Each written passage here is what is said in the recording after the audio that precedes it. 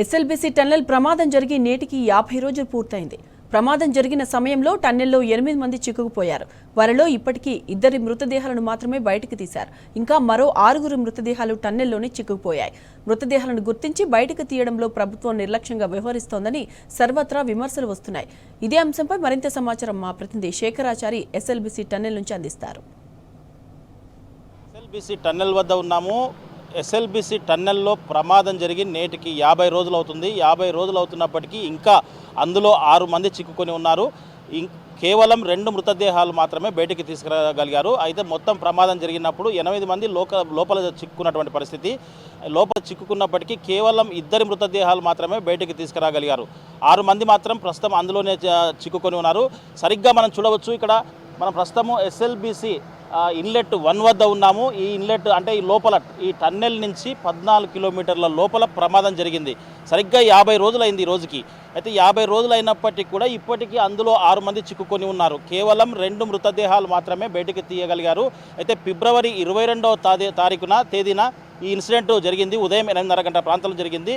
8:30 గంటల ప్రాంతంలో జరిగితే అప్పటి నుంచి కూడా కంటిన్యూగా అనేక రెస్క్యూ బృందాలు అనేక టీంల వారీగా షిఫ్ట్ల వారీగా పనిచేస్తూ అయితే 9వ తారీఖు ఫిబ్రవరి అంటే మార్చి 9వ తారీఖు అంటే 16 రోజుల తర్వాత ఒక మృతదేహం లభించింది. అతను పంజాబ్కు సంబంధించినటువంటి గుర్ప్రీత్ సింగ్గా గుర్తించారు. అయితే అతను ఇక్కడ ఆపరేటర్గా పనిచేస్తూ ఉన్నారు. అయితే ఆ తర్వాత మళ్ళీ 25వ తారీఖు మార్చి 25వ తారీఖు మరొక మృతదేహం లభించింది. అతను యూపీకి చెందినటువంటి మనోజ్ కుమార్గా గుర్తించారు. అతను కూడా ఇక్కడ జేపీ కంపెనీలో ఇంజనీర్గా పనిచేస్తూ ఉన్నారు. అయితే కంపెనీ ప్రాజెక్ట్ ఇంజనీర్గా పనిచేస్తూ ఉన్నారు. అతని మృతదేహం మాత్రమే, ఈ 2 మృతదేహాలు మాత్రమే లభించాయి. అయితే 6 మృతదేహాలు మాత్రం అప్పటి నుంచి కూడా 50 రోజులైనప్పటికీ అందులోనే చిక్కుకున్నవి ఉన్నాయి.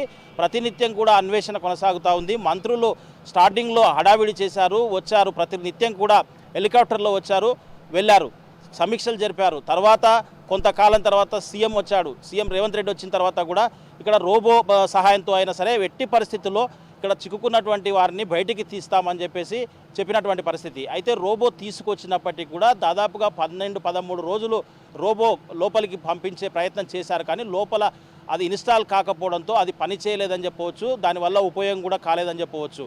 అయితే కేవలం మ్యాన్ పవర్ ఏదైతే ఉందో అనేక బృందాలు ఎన్డీఆర్ఎఫ్ కావచ్చు, ఎస్డీఆర్ఎఫ్ కావచ్చు, హైడ్రా కావచ్చు, తర్వాత ర్యాట్ హోల్ మైనర్స్ కావచ్చు, రకరకాల టీములు, తర్వాత సింగరేణి కావచ్చు, ఇవన్నీ బృందాలు కూడా నిరంతరం కష్టపడి ఇప్పటి వరకు కూడా డేంజర్ జోన్ ఎక్కడైతే ఉందో ఆ డేంజర్ జోన్ వరకు కూడా ఏదైతే ఇక్కడ టన్నెల్ బోర్ మిషన్ ఉందో ఆ మిషన్ను పూర్తి స్థాయిలో దక్షిణ మధ్య రైల్వేకి సంబంధించిన ఫ్లాస్కా కట్టర్తో ఆ కటింగ్ చేసుకుంటూ అవన్నీ శిథిలాలు కూడా బయటకు తొలగించారు.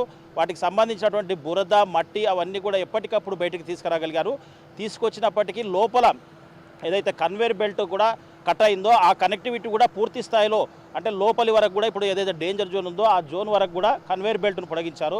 దానికి సంబంధించి ఇంకా లోపలికి సంబంధించినటువంటి లోకో ట్రైన్ ఏదైతే ఉందో ఆ లోకో ట్రైన్కి సంబంధించి అది కూడా పునరుద్ధరించారు. అయితే ఇప్పుడు ఇంకొక 4-5 రోజుల పాటుగా డేంజర్ జోన్ వరకు కూడా పూర్తి శిథిలాలు ఏవైతే పేరుకొనిపోయి ఉన్నాయో అవన్నీ కూడా తొలగిస్తామని చెప్తున్నటువంటి పరిస్థితి కనిపిస్తుంది. ఆ డేంజర్ జోన్ వరకు అయితే శిథిలాలు తొలగించిన తర్వాత మరి ఎట్లాంటి నిర్ణయం ప్రభుత్వం తీసుకుంటుంది? తర్వాత ఇప్పటి వరకు హైదరాబాద్లో ఒక్క రివ్యూ మాత్రమే సీఎం చేశారు. తర్వాత ఇక్కడ మరి ఆ తర్వాత దీని గురించి ఎలాంటి ప్రకటన లేదు. కేవలం ఒక ప్రత్యేక అధికారి, ఒక ఐఏఎస్ సీనియర్ అధికారి శివశంకర్ లోతేటిని నియమించి ఇక్కడ ఎప్పటికప్పుడు సమీక్షలు ప్రతినిత్యం చేస్తున్నప్పటికీ కూడా ప్రభుత్వం మాత్రం ఒక ప్రత్యేక అధికారిని దీనికి అప్పజెప్పేసి చేతులు దులుపుకున్నట్టుగా వ్యవహరించింది. అయితే ఇప్పటి వరకు కూడా మళ్ళీ సమీక్ష జరపలేదు. దీని గురించి అసలు ఏంటి, అందులో చిక్కుకున్న ఇంకా 6 మంది పరిస్థితి ఏం చెప్పేసి సంబంధిత కానివ్వండి, తర్వాత ముఖ్యమంత్రి కానివ్వండి, రాష్ట్ర ప్రభుత్వం దానిపైన ఎలాంటిది కూడా ఒక ప్రెస్ నోట్ కూడా రిలీజ్ చేయనటువంటి పరిస్థితి. నిత్యం ఇక్కడ పనిచేసే రెస్క్యూ టీమ్స్కి అయితే వాళ్ళకి నిజంగా కూడా హ్యాట్సప్ చెప్పాలి. ప్రతిరోజు కూడా వాళ్ళు ఇక్కడే ఉండి లోపల అహర్నిశలు కృషి చేస్తూ ఉన్నారు. అయినప్పటికీ కూడా ఫలితం రాలేదని కూడా వాళ్ళు కూడా చివరికి ఆవేదన చెందుతున్నటువంటి పరిస్థితి కనిపించింది. మొత్తంగా చూసినట్టయితే ఒక 4-5 రోజులు కావచ్చు, ఒక వారం రోజులు కావచ్చు, డేంజర్ జోన్లోకి అయితే వీళ్ళు పూర్తిగా అక్కడ ఉన్నటువంటి పేరుకుపోయినటువంటి అన్నీ కూడా బయటికి తీసుకొస్తారు. ఆ తర్వాత డేంజర్ జోన్ వరకు వచ్చేసరికి ఇప్పటికీ అక్కడ కంచె ఏర్పాటు చేశారు. మరి ఏముంటుంది నెక్స్ట్, దానిపైన ఎలాంటి ప్రకటన చేస్తారు, ఇంతకు మృతదేహాలు బయటికి తీస్తారా లేదా, లేదు అక్కడే అసలు వదిలేస్తారా అన్న విషయం ఒక మీమాంసగా మారిందని చెప్పవచ్చు. మొత్తంగా అయితే ఇంకొక వారం రోజులైతే వెయిట్ చేయాల్సిన పరిస్థితి ఉందని చెప్పేసి లోపలికి వెళ్ళొచ్చిన వారు కూడా చెప్తున్నటువంటి పరిస్థితి కనిపిస్తూ ఉంది. వారం కనీసం వాళ్ళు అదైనా చెప్తున్నారు, ప్రభుత్వం మాత్రం ఏమీ చెప్పట్లేదని చెప్పేసి కూడా పలువురు ఆరోపిస్తున్నటువంటి పరిస్థితి అయితే కనిపిస్తూ ఉంది. ఇది ఇక్కడ ఎస్ఎల్బీసీ టన్నెల్ వద్ద తాజా పరిస్థితి.